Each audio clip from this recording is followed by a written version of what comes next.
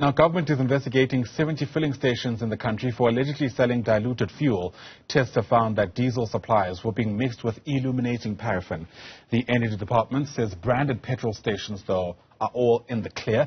Let's continue with our reaction to the story. Bring in now the Chairperson of the Mineral Resources Committee in Parliament. That's Sahlulelo Luzipo, who joins us via our video link this morning.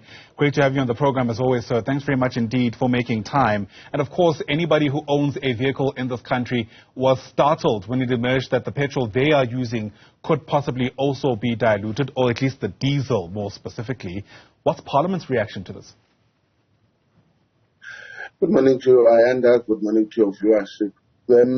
I think the first thing is that my first reaction would be, let's allow the process of investigation to finish its course and then deal with the outcomes, and most definitely also ensure that there are consequences for those who are found to be on the wrong. You, as you have stated, you will understand the impact and the risk if this were to be discovered to be the case. Even if you were to say 5 petrol station or fuel station, still the magnitude of the consequences that would follow to those who have got vehicles,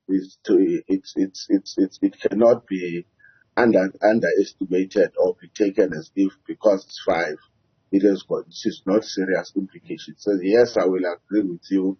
It's a serious risk, and it has maybe, I would say, let's allow that process to unfold, and then see what are the consequences thereof.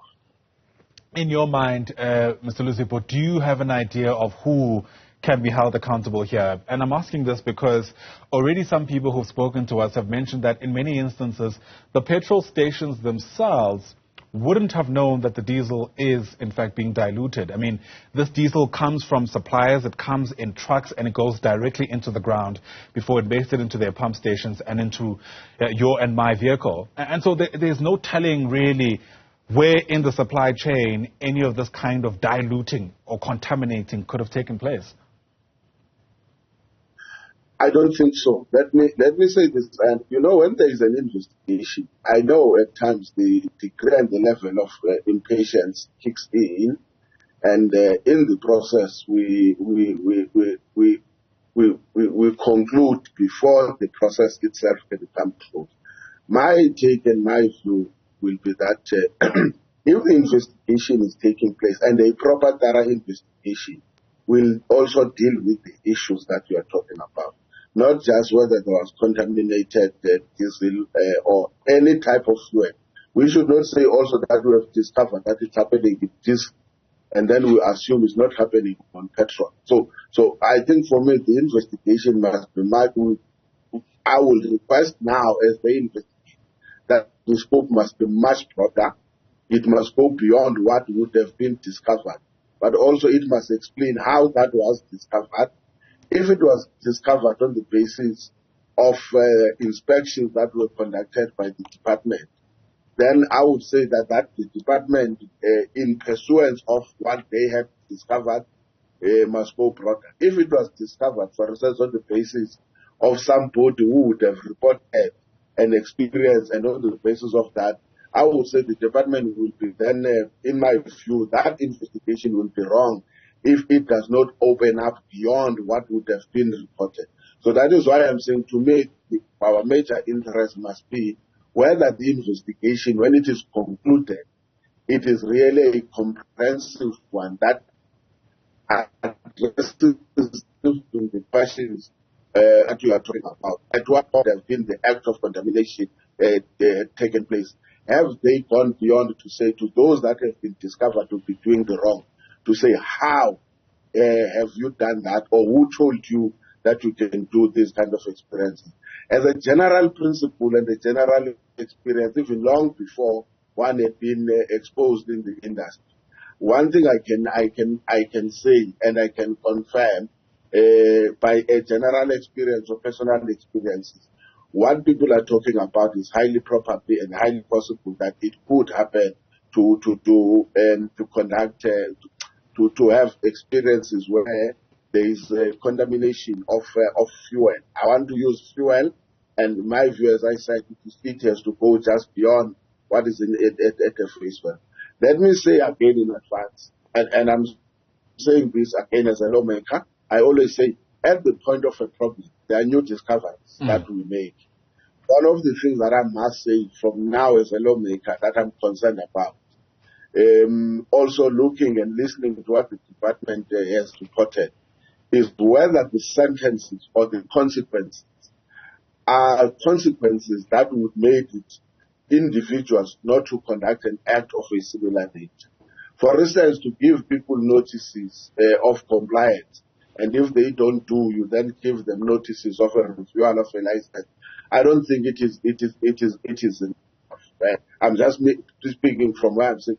And if the law is, in my view, is as soft as it is reported, then I think the seventh administration must look at the consequences, because unfortunately the law, you can't apply it beyond what it directs you to do. So the department, in my view, with what it says, if it has discovered this, I think it's too lenient, it's too late, because as both of us, we acknowledge the fact that for motorists, it says a lot for them. You will report, if you put, for instance, fuel or petrol with water, it actually means, one, you must take out the whole fuel or petrol specifically. That's what my experience is. You must then clean the tank, the fuel tank. At the end of the day, it depends how much it has distributed itself, even up to the engine. Then it means you have to tamper with the engine. Absolutely. And that is a huge cost to the person. So I would say, if I look at what the department has said, I think the consequences to me are too lenient. People can continue to do this, knowing very well that the law is not as strong as it is supposed to be. Precisely. And since we're reflecting, you and I, Chairperson, about the ways in which the department can do better, I mean, my understanding is that these 70 petrol stations were found through randomized testing, right? Which suggests in my mind that there could be many others. But more importantly, the department has refused, or rather stopped short of making these these petrol stations known to the public. In other words, I could be, after the show, going to where I refuel, unknowingly getting diluted diesel, so to speak, because I simply don't know. If you were to do things differently, would you advocate, at the very least, for these petrol stations to be known to the public for the reasons that we've just outlined? Let's hear the outcome of the report, but I think also as a committee we have to be proactive and also look at what you are talking about. It might be for Ayanda and others. I don't think it could be when it comes to members of parliament. We've got that responsibility to make sure that we protect the interest of the public. We must get the reasons why those cannot be public. Understanding is that investigation has not concluded. And at the conclusion, the only thing that I can say, unfortunately, since this time of the administration, of the safe administration, but I would say that if it has not happened, and you will understand that, yes, you will also bear with us, processes of parliament, they took long, especially now when we are beginning to wrap up the work of the sixth parliament. But I would say in the event this investigation is concluded much more later, at least the seventh administration must be able to give confidence to the public. And also, it's not only to know how many, as I said, we must also understand the nature of investigation. You made an example that your common brands or your majors are not, they have not been found on the roll. Let's say at this stage, it has not been discovered that the majors are not responsible for this. But we don't know. For me, to simplify this, I'm expecting when they say the investigation has been done, it has been concluded, this is where it started, and we finished it at this stage. This is the method we used. This is how we did sampling, if there was something. And on the basis of this sampling, this is what we have discovered. And therefore, this is what we are recommending has to take place. Yes, I agree with you.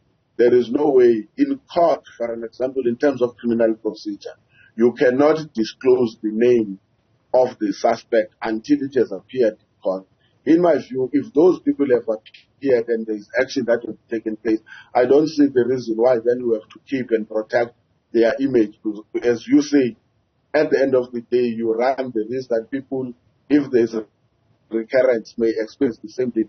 Or those who would have experienced this thing, but they are not sure where this thing had happened, then they will not know where this had happened. But if I'd gone through a particular fuel station and I get a report of this nature, it might remind me that on a certain day when I put fuel or my petrol or diesel in this particular fuel station, this is what happened to me. It actually means I'm one of the people who can testify and consolidate and solidify the case of the department against those particular fuel stations. Absolutely. Much to be considered. Sahlulelo Luzipo, thanks very much indeed for giving us your reaction. Sahlulelo is the chairperson of the Mineral Resources Committee in Parliament.